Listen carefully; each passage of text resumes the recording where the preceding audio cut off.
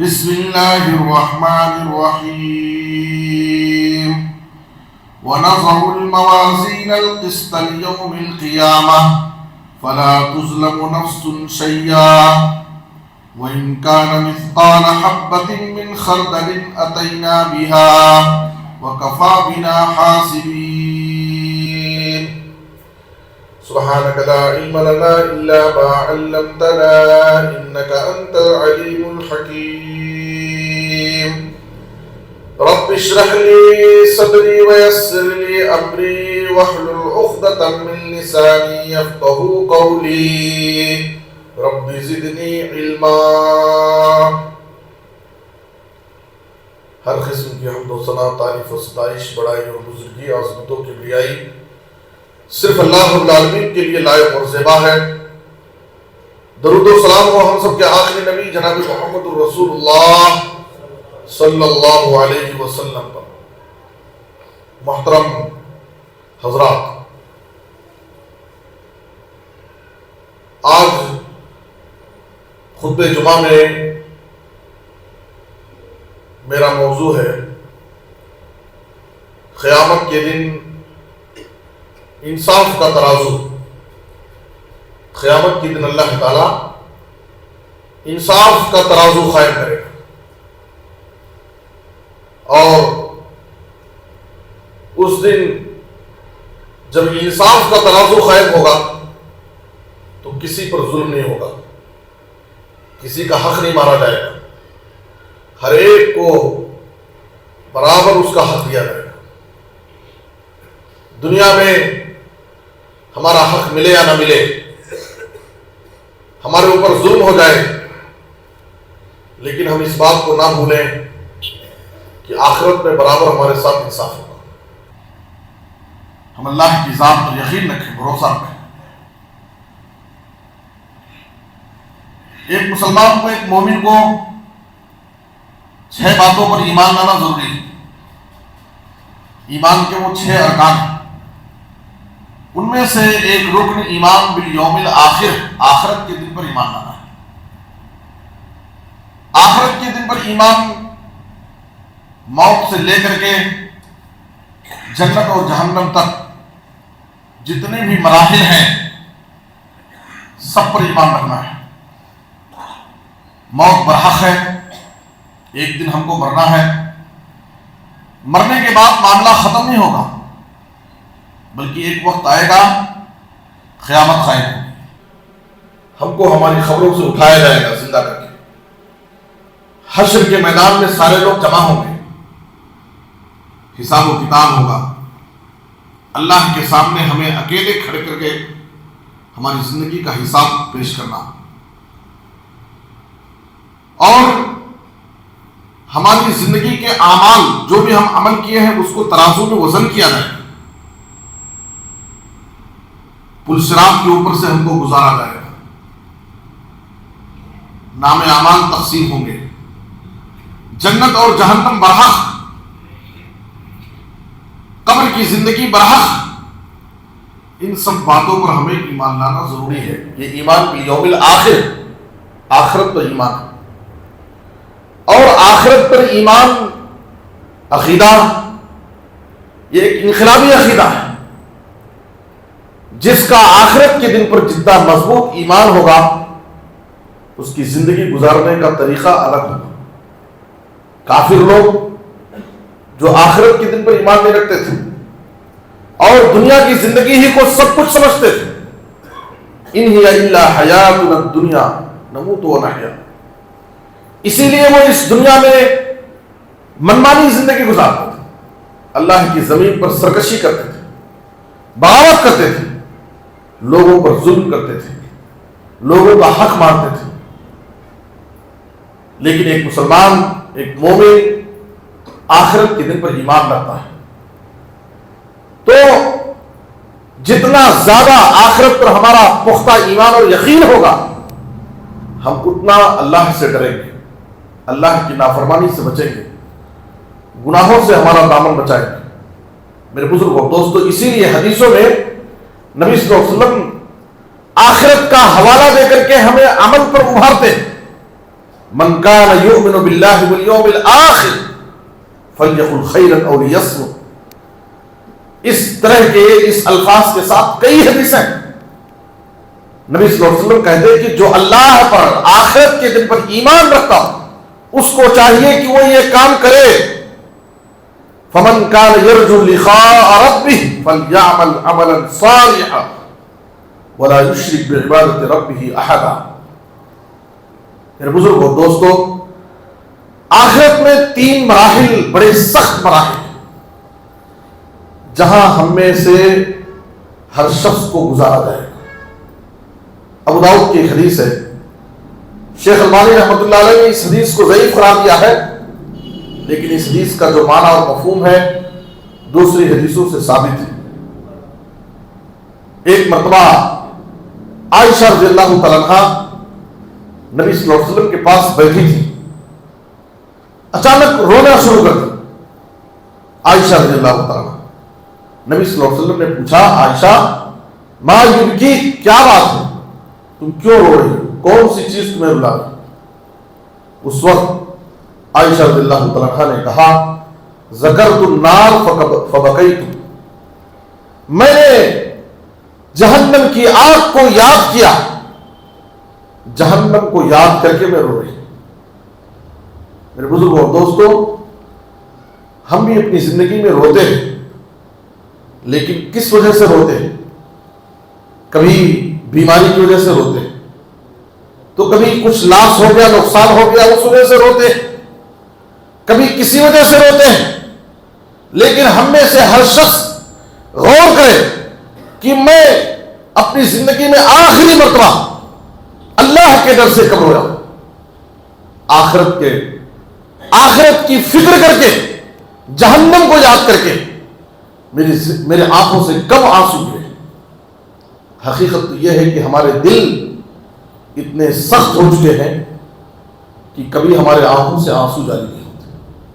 اسی لیے بڑا خوش نصیب ہے وہ انسان جو اکیلے میں، تنہائی میں اللہ کے عذاب اور سزاؤں کو یاد کرے، اللہ کے عذاب اور سزاؤں کو یاد کرے اور اس کے آنکھوں سے بے ساختہ آنسو جاری ہو. یہ آنسو کا آنکھ سے نکلنے والا آنسو کا خطرہ یہ نارے جہنم کو بجھا سکتا، اسے معمولی مت سمجھو. جناب محمد الرسول اللہ صلی اللہ علیہ وسلم نے فرمایا وَرَجُلٌ ذَكَرَ اللَّهَ خَالِيًا فَفَاضَتْ عَيْنَاهُ، جس نے تنہائی میں اللہ کو یاد کیا، اس کے عذاب اور سزاؤں کو یاد کیا اور اس کی آنکھوں سے آنسو جاری ہو گئے. بڑا خوش نصیب انسان، بڑا خوش نصیب انسان ہے. قیامت کے دن جب سورج ہمارے سر کے اوپر ہوگا، آگ کے گولے برسا رہا ہوگا، ایسے وقت میں بھاگنے کے لیے، چھپنے کے لیے، سایہ حاصل کرنے کے لیے کہیں کوئی سایہ نہیں ہوگا. اللہ تعالیٰ اپنے کچھ خوش نصیب بندوں کو اپنے عرش کے سائے میں جگہ دے گا.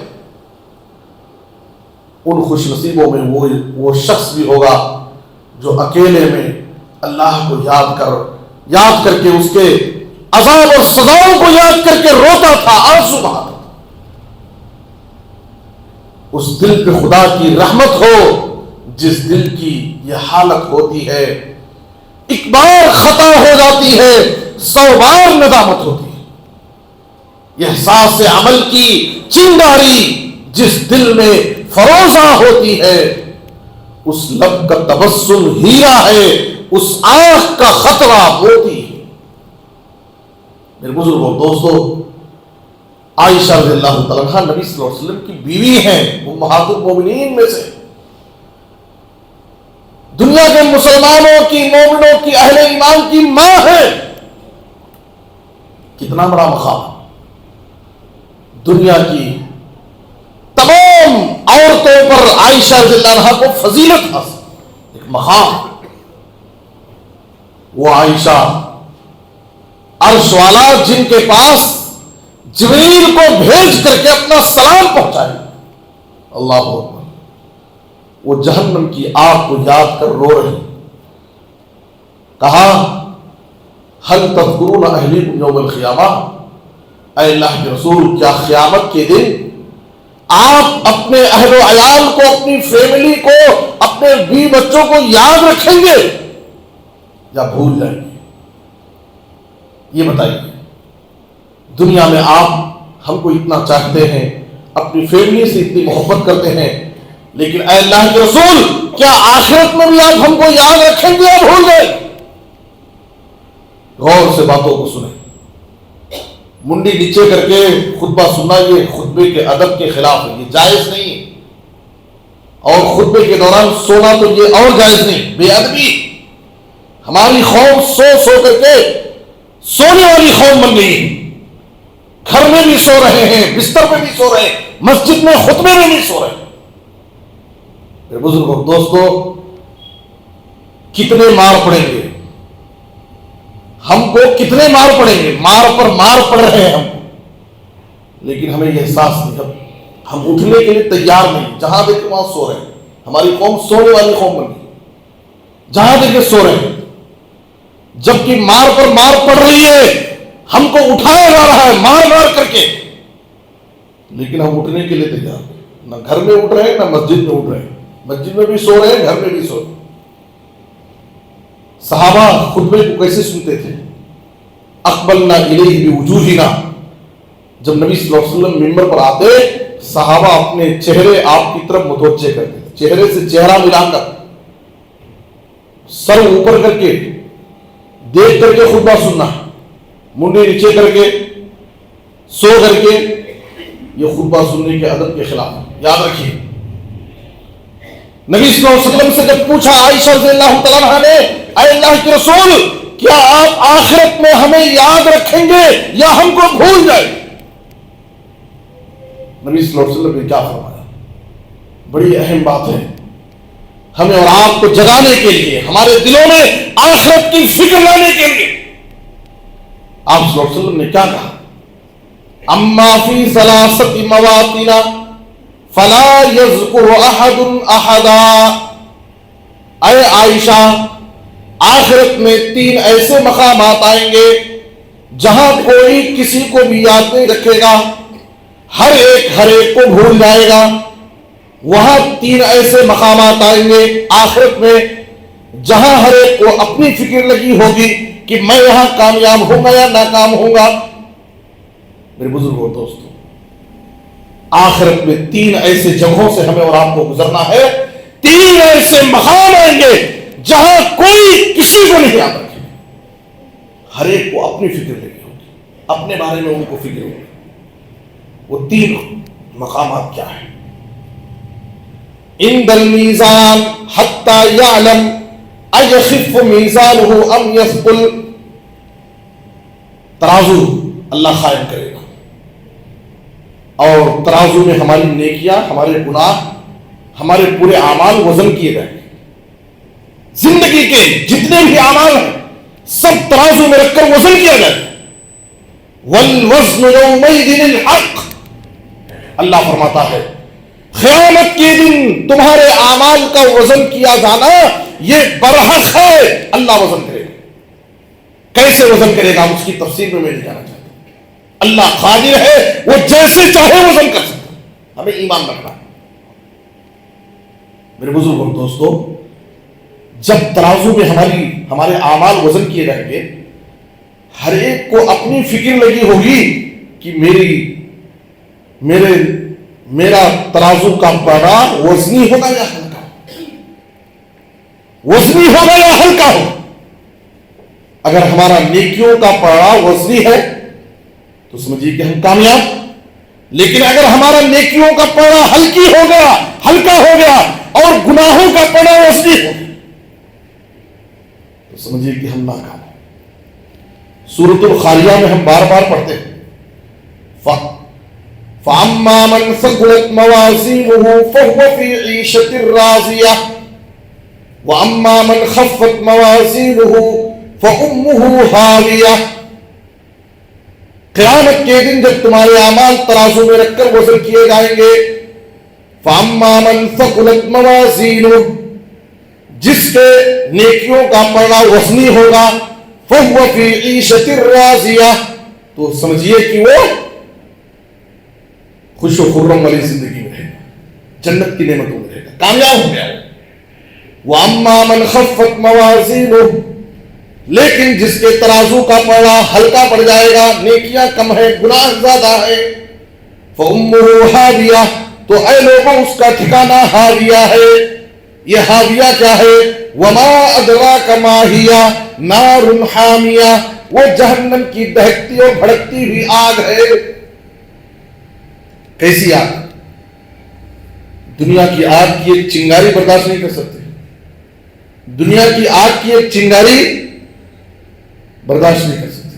جہنم کی آگ، دنیا کی آگ 1% اور جہنم کی آگ 70% زیادہ سخت، ویسی آگ میں اس کا ٹھکانہ۔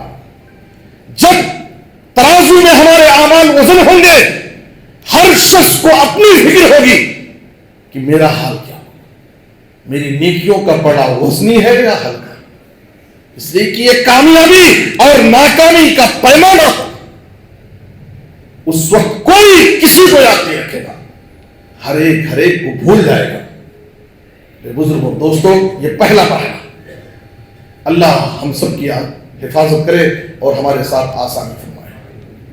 قیامت کے دن، آخرت کے اس مرحلے میں اللہ ہم سب کو کامیاب کرے۔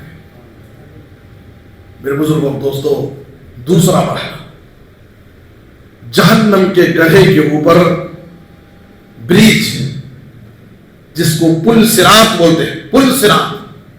غور سے سنو، سونے کی ضرورت نہیں ہے، کسی کو بھی سونے کی ضرورت نہیں ہے، یہ سونے کا وقت نہیں ہے، بیدار ہونے کا وقت ہے۔ جمعہ کے خطبے یہ ہفتے بھر کی چارجنگ ہوتے ہیں۔ موبائل فون میں چارج نہیں کرے تو نیچے اوپر ہو جاتے لوگ۔ 1 گھنٹہ اگر ہمارا فون ڈسچارج ہو جائے، کام نہ کرے، فون میں چارج نہیں ہے، تو کیسی حالت رہتی؟ آدمی بے قرار رہتا ہے، پریشان رہتا ہے۔ جیب میں پیسے ہیں، سب بھی ہے، گاڑی ہے، سب بھی ہے، لیکن فون میں چارجنگ نہیں ہے، اس کی حالت دیکھو کیسی رہتی ہے۔ میرے بزرگوں دوستو، یہ جمعہ کے خطبے تمہارے چارج کرنے کے لیے تمہیں آتے ہیں۔ ہفتے میں 1 بار جمعہ کے دن تمہارے ایمان کی چارجنگ ہوتی ہے۔ اگر تم نے خطبے کو غور سے سن کر کے، اس پر عمل کر کے اپنے ایمان کو چارج کر لیا، اگلے جمعہ تک تم دین پر، ایمان پر قائم رہو۔ لیکن اگر آ کر کے یہاں بھی سوئے، ادھر سے سنے ادھر سے نکالے، کاموں کا مزہ لے لیے، اس پر عمل نہیں کیے، توجہ نہیں دیے، تو فائدہ ہے، بیٹری ڈسچارج ہو جائے گی، آپ ایمان کی بیٹری آپ کی ڈسچارج ہو جائے گی۔ میرے بزرگوں دوست، آخرت کا دوسرا سخت مرحلہ وہ کیا ہے؟ جہنم کے گڑھے پر پل صراط، بریج۔ اور کیسی بریج؟ ابو سعید خدری رضی اللہ عنہ نے کہا، بال سے زیادہ باریک، بال سے زیادہ باریک، تلوار کی دھار سے زیادہ تیز۔ اللہ ہم سب کی حفاظت کرے۔ ہمارے اسلاف، صحابہ کرام، ائمہ پل صراط کے منظر کو صرف سوچ لیتے، جہنم کی آگ کا تصور آ جاتا، خیال آ جاتا، تو ان کی حالت کیا ہوتی؟ وہ بے ہوش رہتے۔ دنیا میں لوہار کے بھٹی کے پاس سے گزر رہے ہیں، آگ بھڑک رہی ہے، دنیا کی آگ 1% والی، وہ دنیا کی 1% والی آگ کو دیکھ کر کے جہنم کی آگ کو سوچ کر کے بے ہوش رہتے تھے۔ پھر بزرگوں دوستو، ہم کیا ہیں؟ ہمارے اندر اللہ کا خوف کا، دنیا کی محبت، دنیا دنیا دنیا۔ انسان مسجد میں ہے تو دنیا کی فکر، ہر جگہ دنیا، مال مال، آخرت کی فکر نہیں۔ میرے بزرگوں دوستو، انسان دھوکہ دے رہا ہے، جھوٹ بول رہا ہے، وعدے کی خلاف ورزی کر رہا ہے، حلال و حرام کی تمیز نہیں کرتا، سب کچھ صرف دنیا کو سمجھ لیا۔ میرے بزرگوں دوستو، سورۃ الاعلیٰ نماز میں پڑھی جاتی ہے جمعہ کے دن۔ اللہ کیا فرماتا ہے؟ بل توثرون الحیات الدنیا والآخرۃ خیر وابقا۔ اے لوگو تم دنیا کی زندگی کو آخرت پر ترجیح دیتے ہو، دنیا کی زندگی ہی کو تم نے سب کچھ سمجھ لیا ہے، حالانکہ آخرت دنیا کے مقابلے میں کہیں زیادہ بہتر ہے، اور دنیا کی جو نعمتیں ہیں، یہاں کا جو آرام ہے وہ عارضی ہے، فانی ہے، وقتی ہے، لیکن اس کے مقابلے میں آخرت کی جو نعمتیں ملیں گی، جنت کی نعمتیں ملیں گی، آخرت میں جو آرام ملے گا وہ دائمی ہے، ابدی ہے، ہمیشہ باقی رہنے والا ہے، وہ کبھی ختم نہیں ہوگا۔ یہ کتنی حماقت اور نادانی کی بات ہے کہ 40 سال، 50 سال، 60 سال، 100 سال کی زندگی کے لیے ہم اپنی ہمیشہ والی زندگی کو برباد کر رہے ہیں۔ میرے بزرگوں اور دوستوں، جگہ جی لگانے کی دنیا نہیں ہے، جگہ جی لگانے کی دنیا نہیں ہے، یہ عبرت کی جا ہے، تماشا نہیں۔ دنیا کے پیچھے بھاگ کر کے اپنی آخرت کو برباد مت کرو۔ جہنم کے گڑھے پر پل صراط قائم کیا جائے گا، اور ہم میں سے ہر شخص کو ہمیں اس پل صراط کے اوپر سے گزارا جائے گا۔ ہر ایک گزرے گا، انبیاء بھی گزریں گے، اولیاء بھی گزریں گے، صدیقین بھی گزریں گے، شہداء بھی گزریں گے، ائمہ بھی گزریں گے، محدثین بھی گزریں گے، آپ بھی گزریں گے، ہم بھی گزریں گے، لیکن کیسے گزریں گے؟ وَمِنْهُمْ مَنْ يَمُرُّ كَالْبَرْقِ وَمِنْهُمْ مَنْ يَمُرُّ كَالرِّيحِ۔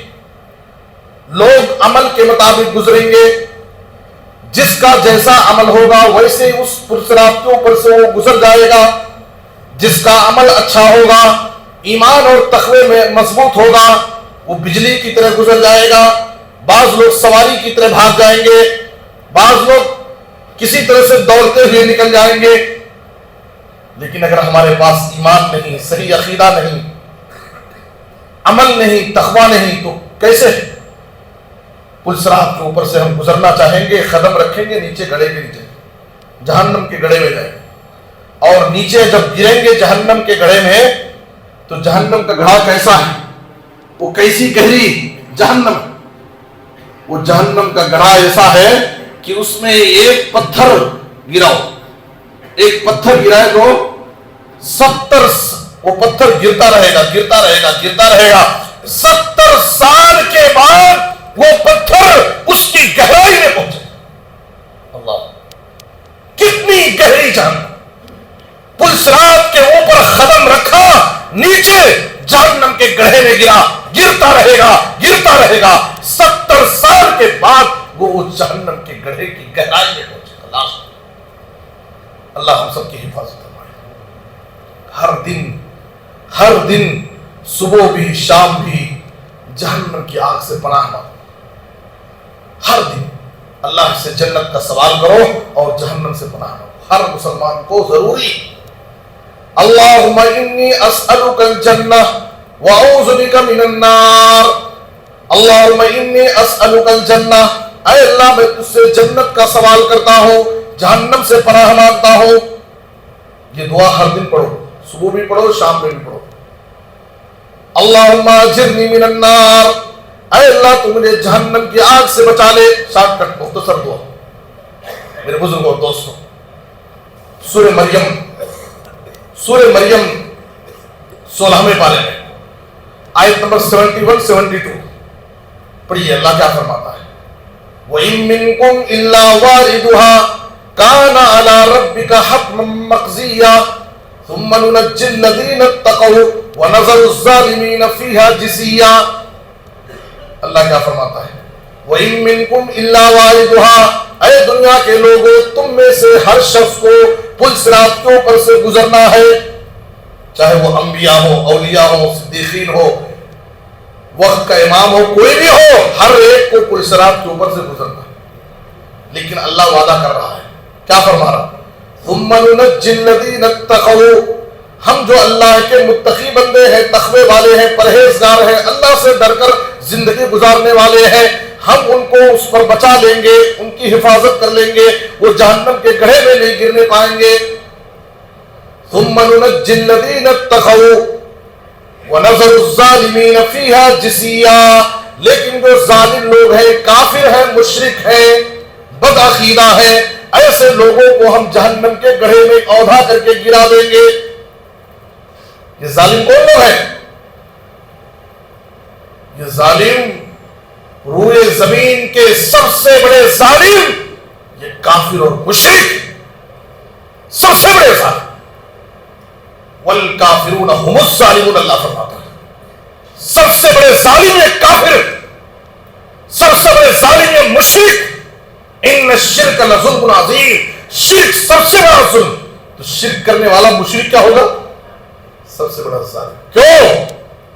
عبادت صرف اللہ کا حق ہے، عبادت صرف اللہ کا حق، سجدہ صرف اللہ کے سامنے، ہاتھ پھیلانا ہو تو صرف رب کے سامنے، اولاد دینے والا صرف اللہ، نفع و نقصان کا مالک صرف اللہ۔ ایک انسان عبادت جو خالص صرف اللہ کا حق ہے، اللہ کے حق کو اللہ سے چھین کر کے وہ دنیا کے بزرگوں کو، ولیوں کو، پیروں کو، باباؤں کو دیتا ہے۔ یہ کیا ہے؟ اللہ کے حق میں یہ شرک، ظلم ہے۔ ہم اللہ کے حق میں دوسروں کو شریک کر رہے ہیں۔ میرے بزرگوں دوستو، اللہ کیا فرماتا ہے؟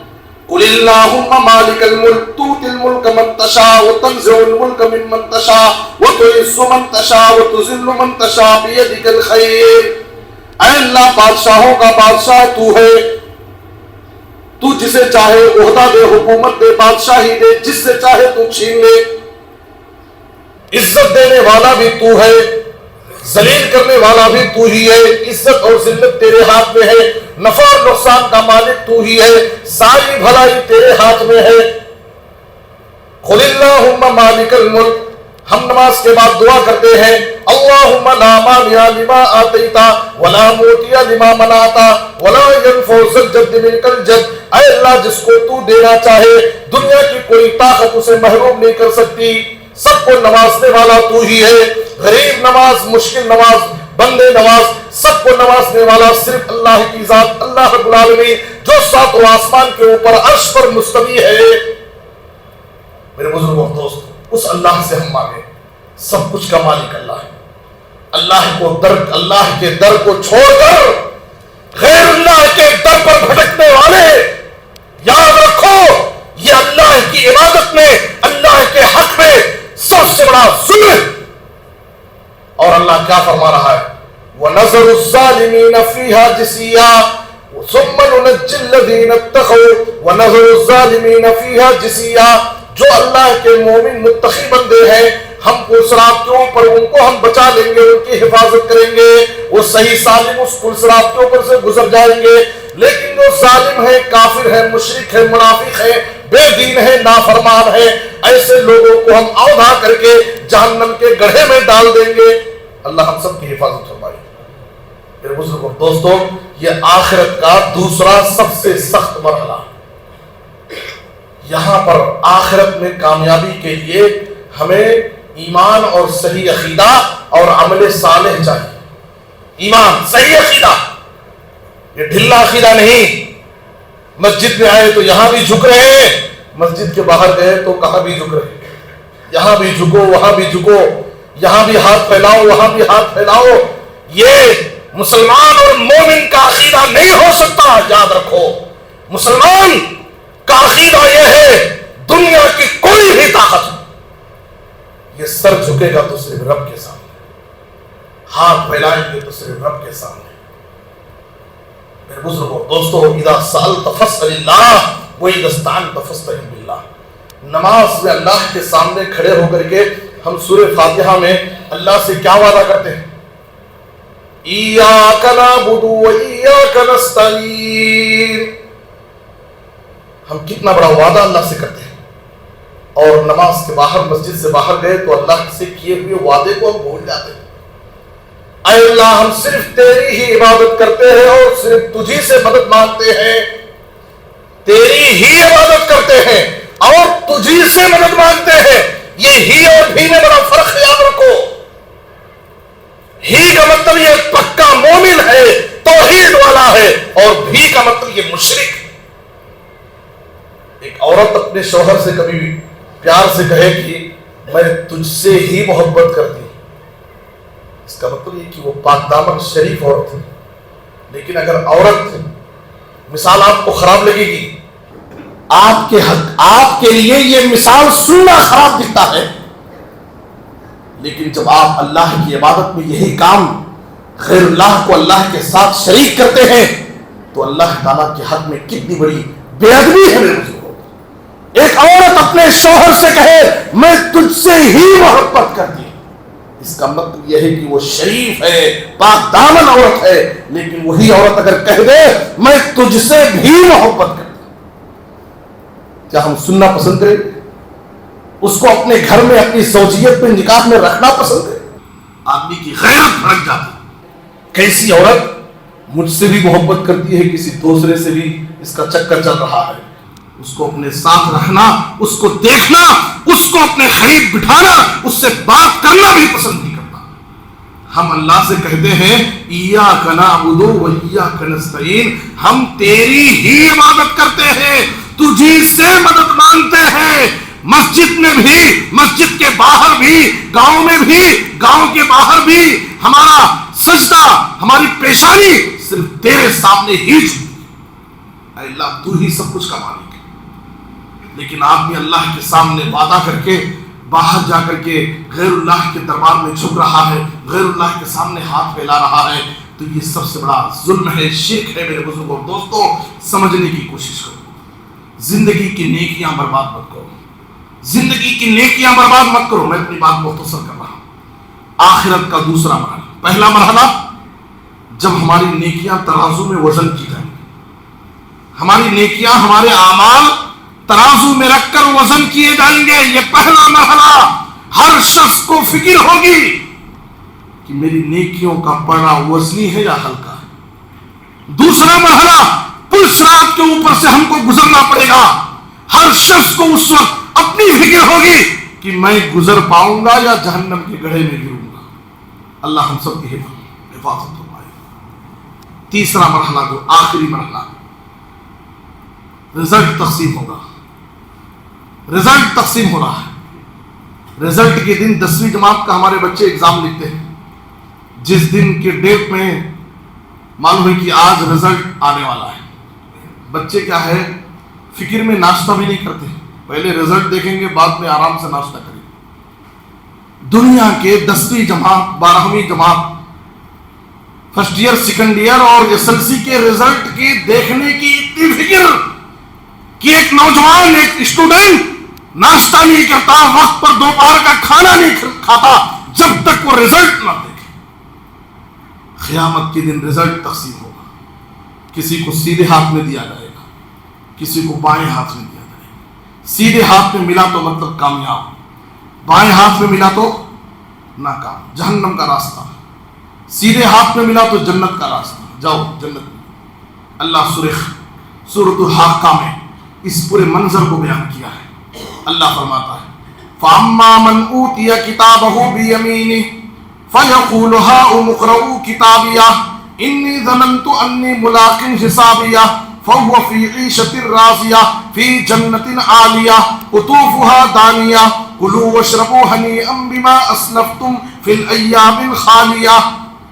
جس کا نام اعمال، اس کا رزلٹ اس کے سیدھے ہاتھ میں ملا، خوش ہو گیا، کامیاب ہو گیا، جنت کا راستہ اسے دکھایا گیا. سب کو اپنا رزلٹ بتائے گا. ہاؤم اقرؤوا کتابیہ، اے میرے دوستو، اے میرے رشتہ داروں، اپنے ماں کے پاس جائے گا، اپنے باپ کے پاس جائے گا، اپنے بھائی کے پاس جائے گا، اپنے دوست کے پاس جائے گا، سب کو اپنا رزلٹ بتائے گا. ہاؤم اقرؤوا کتابیہ، یہ لو میرا نام اعمال پڑھ لو، میرا رزلٹ دیکھ لو، میں کامیاب ہو گیا، مجھے جنت کی خوشخبری مل گئی. اللہ ہم کو ہمارے نام اعمال سیدھے ہاتھ میں عطا فرمائے. آمین. یہ سیدھے ہاتھ میں رزلٹ ملنے والے. وَأَمَّا مَنْ أُوتِيَ كِتَابَهُ بِشِمَالِهِ فَيَقُولُ يَا لَيْتَنِي لَمْ أُوتَ كِتَابِيَهْ وَلَمْ أَدْرِ مَا حِسَابِيَهْ يَا لَيْتَهَا كَانَتِ الْخَازِيَةَ مَا أَغْنَىٰ عَنِّي مَالِيَهْ هَلَكَ عَنِّي سُلْطَانِيَهْ خُذُوهُ فَغُلُّوهُ ثُمَّ الْجَحِيمَ صَلُّوهُ ثم في سلسلة ذرعها 70 ذراعا فاسلكوه إنه كان لا يؤمن بالله العظيم ولا يحض على طعام المسكين فليس له اليوم هاهنا حميم ولا طعام إلا من غسلين لا يأكله إلا الخاطئون. میرے بزرگوں اور دوستوں، اگر ناظرہ قرآن پڑھنا آتا ہے، اردو پڑھنا آتا ہے، تو کبھی ان آیتوں کو ترجمے سے غور سے اکیلے میں پڑھو. کیا منظر ہے! بائیں ہاتھ میں اس کو نام اعمال دیا جا رہا ہے. انسان افسوس کرے گا، پریشان ہو جائے گا، کہے گا اے کاش مجھے میرا رزلٹ نہ ملا ہوتا، میں آج کا یہ رزلٹ نہ دیکھتا تو بہتر. یا لیتنی لم اوت کتابیہ ولم ادر ما حسابیہ یا لیتہا کانت الخازیہ. اے کاش میری موت نے میرا کام ختم کر دیا ہو، مرنے کے بعد مجھے دوبارہ زندہ ہی نہ کیا گیا ہو، اور یہ رزلٹ میں دیکھنے کا مجھے دیکھنا نصیب نہ ہو. دنیا میں انسان دو چیزوں پر بڑا غرور کرتا ہے، اپنے لیے بہت بڑی طاقت سمجھتا ہے، اللہ نے اس کو دولت عطا کی ہے، اور دوسرے اس کو عہدہ اور منصب دیا ہے. گاؤں کا بڑا سرپنچ، جماعت کا بڑا، مسجد کا بڑا. میرے بزرگوں اور دوستوں، جماعت کا بڑا، مسجد کا بڑا، گاؤں کا بڑا، یہ بڑا کیوں بنایا جاتا ہے؟ قوم کی امانت تمہارے کندھے پر رکھی جاتی ہے. اس ذمہ داری کا یہ احساس اگر تمہیں ہو جائے، یہ عہدہ کتنی بڑی امانت ہے، تو تمہاری زندگی گزارنے کا طریقہ بدل جائے گا. ان عہدوں کا غلط استعمال نہیں کرو گے. یہ عہدے شادی کارڈوں میں متولی صاحب، سیکرٹری صاحب، صدر صاحب لکھنے کے لیے نہیں. یہ عہدے، یہ امانت ہے. انہا امانہ، انہا امانہ وانہا یوم القیامت خزی و ندامہ. اللہ امانت، قوم کی امانت، اللہ کے گھر کی امانت کتنی بڑی چیز ہے. ذرا سوچے تو انسان تڑپ جائے. اللہ کے گھر کی امانت کیا معمولی چیز ہے؟ لینے کے لیے لوگ جھگڑتے ہیں، لڑتے ہیں، الیکشن ہوتا ہے، سیاست ہوتی ہے، میں بڑا تو بڑا، میں بڑا تو بڑا. یہ دولت کام آنے والی نہیں، یہ وحدہ کام آنے والا نہیں. انسان افسوس کرے گا اور کہے گا یا لیتہا کانت القاضیہ ما اغنا انی مالیہ ہلک انی سلطانیہ. مجھے میرا مال بھی کام نہیں آیا، مجھے فائدہ نہیں دیا. دنیا میں میرے پاس بڑی دولت تھی، میری دولت مجھے کام نہیں آئی. ہلک انی سلطانیہ، مجھ سے میرا عہدہ بھی چھین لیا گیا، یہ عہدہ بھی میرے کام نہیں آیا. اللہ فرشتوں کو حکم دے گا، بات ختم کرتا ہوں. خذوہ فغلوہ، اے فرشتوں اس کو پکڑو اور اس کے گردن میں، اس کے گلے میں بیڑیاں ڈالو. 70 ہاتھ کی لوہے کی زنجیر سے اس کو جکڑ دو، باندھ دو، اور باندھ کر کے اس کو جہنم کے گڑھے میں پھینک دو. کیوں؟ انہو کان لا یؤمن باللہ العظیم، اس لیے کہ یہ اللہ پر ایمان نہیں رکھتا، اس کا عقیدہ درست نہیں تھا، یہ توحید پرست نہیں تھا، یہ موحد نہیں تھا، یہ ایمان والا نہیں تھا. ولا یحض علی طعام المسکین، اور غریبوں اور مسکینوں کو کھانا نہیں کھلاتا تھا. میرے بزرگوں اور دوستوں، غریبوں کو کھانا کھلانا یہ بہت بڑی نیکی ہے. ہم کون سا کھانا کھلاتے ہیں؟ جو گھر میں سب کے کھانے کے بعد جو بچ جاتا ہے، پھینکنے کی بجائے کیا ہے، ہمیں غریب یاد آتا ہے. پڑوس میں غریب ہے، اس کو اٹھا کے دے دیں. یہ غریب کو کھانا کھلانا نہیں ہے. یاد کر کے، نیت کر کے، پکا کر کے غریب کو اپنے دسترخوان پہ پیار سے، محبت سے بٹھا کر کھلاؤ. یہ غریب کو کھانا کھلانا. تمہارے دسترخوان پہ کوئی یتیم بچہ کھانا کھائے، یہ یتیم کو کھانا کھلانا ہے. کسی بیوہ کی کفالت کرو. میرے بزرگوں دوستوں، ٹھنڈی کا موسم چل رہا ہے، ٹھنڈی کا موسم چل رہا ہے، بڑی سرد رات ہے. میں نے رات یہاں گزاری، صبح کے وقت کتنی ٹھنڈ ہے. کتنے غریب لوگ ہیں، کتنے غریب لوگ ہیں، اللہ نے آپ کو دیا ہے. آپ کمبل تقسیم کیجیے، غریبوں کو کمبل دیجیے، پہنچائیے، ان کے گھروں کو جاؤ، بس اسٹینڈ میں جاؤ، گورنمنٹ ہاسپٹل میں جاؤ، رات کے 10 بجے گھر سے باہر نکلو، دیکھو کسی کی دکان کے سامنے کوئی غریب مزدور مسافر ٹھنڈا پڑا ہوا ہے، اوڑھنے کے لیے کمبل نہیں ہے، غریب لوگوں کو اپنے بچوں کے لیے سویٹر خریدنے کی طاقت، گرم ٹوپی ان کے پاس نہیں، اللہ آپ کو نوازا، اللہ آپ کو دیا ہے، اٹھاؤ، جاؤ مارکیٹ، جاؤ 10 ٹوپی خریدو، 10 سوٹر لو، 10 کمبل خریدو، اور غریب مستحق جو لوگ ہیں گھریوں میں جاؤ ان کو پہنچا کر کے آؤ۔ میرے بزرگوں دوستوں، اللہ ہمیں نوازا ہے اپنے دسترخوان پہ کسی غریب کو، مسکین کو، یتیم کو آپ بٹھا کر کے پیار سے کھانا کھلاؤ، یہ کھانا کھلانا۔ میں اپنی بات یہیں پر ختم کر دیتا ہوں، وقت زیادہ ہو گیا۔ رائے درگ میں ایک بہت بڑا مدرسہ ہے جامعہ محمدیہ، وہاں کے پڑھے ہوئے بچے علماء بہت سارے یہاں پر اس علاقے میں بھرے پڑے، اور اکثر وہ پڑھنے والے بچے جو علماء ہیں وہ سب ہمارے پاس پڑھے، ہمارے شاگرد ہیں الحمدللہ۔ میں اس مدرسے کا چندہ نہیں کرنے آیا، اس گاؤں میں، رائے درگ گاؤں میں، وہاں کی جماعت کی سب سے پرانی مسجد جو ہے، 160 سال کی پرانی مسجد، 160 سال کی پرانی مسجد، سب سے پہلی مسجد اس گاؤں کی، پرانی ہو گئی ہے، اس کو پھر سے بنا رہے ہیں، 80 لاکھ کا بجٹ ہے۔ رائے درگ کے لوگ وہاں کی مسجدوں کے لیے کہیں بھی کوئی تعاون کے لیے نہیں نکلے، وہاں کے ذمہ داران، وہاں سے علماء اس وقت رائے چوٹی میں، سنڈو پلی میں، کڑپے میں آئے ہوئے ہیں، وفد کی شکل میں، جماعت کی شکل میں۔ آپ سے گزارش ہے، اللہ نے اگر آپ کو دیا ہے، یہ مسجدیں کیا ہے، یہ صدقہ جاریہ ہے، آپ دنیا سے چلے جائیں گے، کتنا بیلنس کر کے جاؤ، بچوں کے لیے، بیویوں کے لیے بچا کر کے جاؤ، لیکن یہ مسجدوں میں جو ہم مسجد کی تعمیر کے لیے، مسجد بنانے کے لیے جو خرچ کرتے ہیں، ہمارے مرنے کے بعد بھی یہ جاری رہتا ہے، ہم کو ثواب ملتا رہتا ہے۔ ایک مصلی کی قیمت 12,000 روپے، آدھے مصلی کی قیمت 6,000 روپے۔ آپ سے گزارش ہے، اگر اللہ نے آپ کو حیثیت دی ہے، طاقت دی ہے، آپ اپنی طرف سے، آپ کے والدین اگر دنیا سے چلے گئے ہیں، انتقال کر گئے ہیں، آپ ان کو، ان کے حق میں اپنے رشتہ داروں کی طرف سے آپ اس مسجد کی تعمیر کے لیے، جو مسجد ابھی بن رہی ہے، باقاعدہ چل رہی ہے، مسجد کی تعمیر کا کام چل رہا ہے، آپ اس مسجد کی تعمیر میں اپنی طاقت کے مطابق جتنا ہو سکتا ہے آپ حصہ لیں۔ اللہ سے دعا کرتا ہوں کہ اللہ تعالیٰ ہمیں آخرت کی فکر کے حوالے سے جو بھی باتیں بتائی گئی ہیں، اللہ ہمیں انہیں سمجھنے، ان پر عمل کرنے کی توفیق عطا فرمائے۔ آخرت کے 3 بڑے سخت اور خطرناک مقامات میں نے آپ کے ذکر کیے ہیں، دعا فرمائے اللہ تعالیٰ ہمیں دنیا میں بھی کامیابی عطا فرمائے اور آخرت میں بھی اللہ ہمیں کامیابی عطا فرمائے۔ ربنا آتنا فی الدنیا حسنہ وفی الآخرۃ حسنہ وقنا عذاب النار۔ اے اللہ ہمارے بھائیوں میں سے چھوٹے بڑے، مرد عورت، بزرگ نوجوان جو بھی بیمار ہیں، اللہ ان کو شفا عاجل کامل عطا فرما۔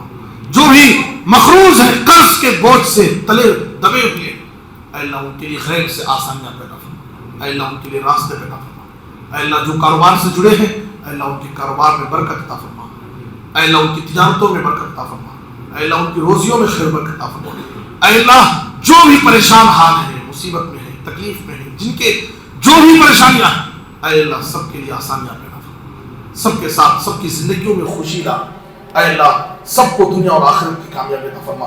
جہاں بھی مسلمان پوری دنیا میں مظلوم ہیں، پریشان حال ہیں، اے اللہ ان کی غیب سے مدد فرما، ان کے حال پر رحم فرما، ظالموں کے ظلم سے، دشمنوں کی شرارتوں سے اللہ ان کی حفاظت فرما۔